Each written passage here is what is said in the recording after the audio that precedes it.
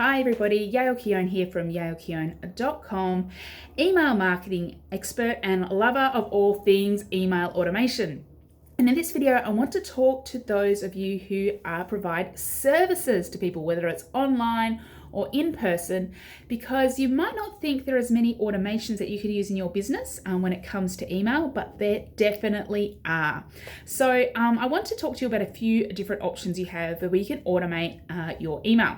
So the first one is using some sort of site tracking. So this is where maybe on key sales pages or service pages, you are tracking people who visit that page.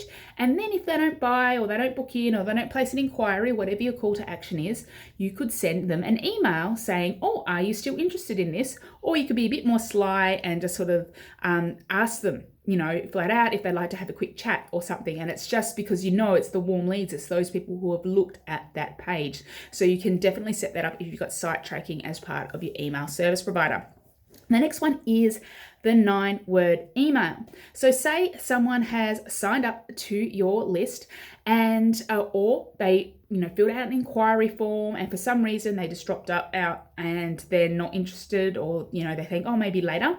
The 9-word email is just a simple email reminder you can set up after a set period of time that says, hey, I was wondering if you are still interested in blank, and blank is whatever you offer. And that's literally what the email is about. And you can automate that so that's going out, and so hopefully that starts the conversation going again.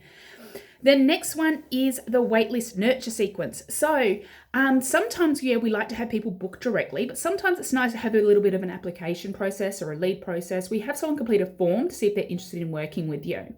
And what you can do is have, firstly an acknowledgement email that says, thank you for registering your interest. I'll be in touch shortly. And you can either follow up in person immediately, but if you have, a bit of a backlog, if you have a bit of a wait, if it's going to be a month or two before someone starts working with you, you can send them some content in the meantime that gets them excited so that when their time comes up and they're ready to book in, they are excited, they are ready to go. You've busted a lot of the things that get in the way. Then we move on to number 4, which is when some people start working with you using an onboarding sequence. So this is where you can do some of the practical stuff like sending contracts or invoices and packages and just setting the stage.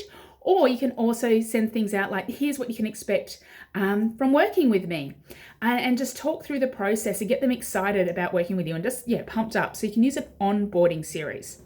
Likewise, you can use an offboarding series. So when you have finished working with someone, make that line really, really clear and say, okay, your support, so our time working together is over. So that stops people from, pushing the boundaries and asking for more support afterwards.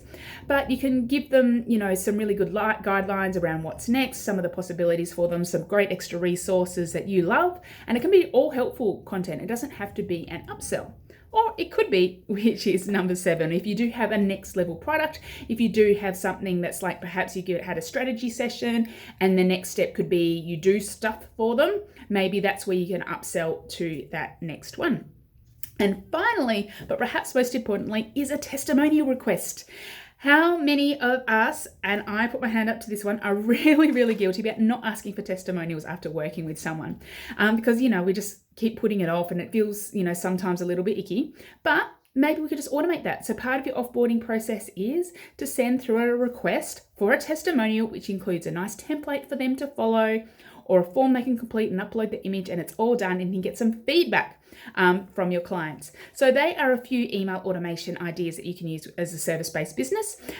You can, if you have a CRM, often you can connect a lot of this email process with that CRM, or if you just have, basic forms of registration of interest, and that can start triggering the process as well. So hopefully that's inspired you. I'd love to hear which automation you are thinking of building next.